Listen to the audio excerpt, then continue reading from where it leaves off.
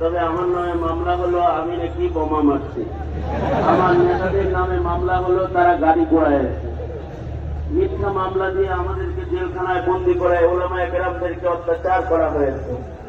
আমরা সরকারের কাছে দাবি জানাবো, মামলাগুলোকে দ্রুত এই মামলাগুলোকে শেষ করে দিন, অন্যথায় আপনারা শেষ হয়ে যাবেন।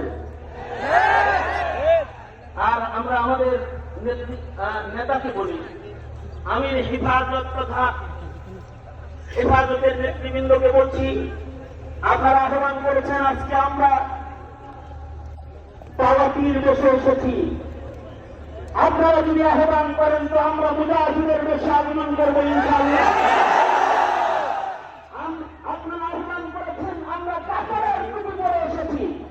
আমরা মাধ্যমের প্রবলগুলি বলতেন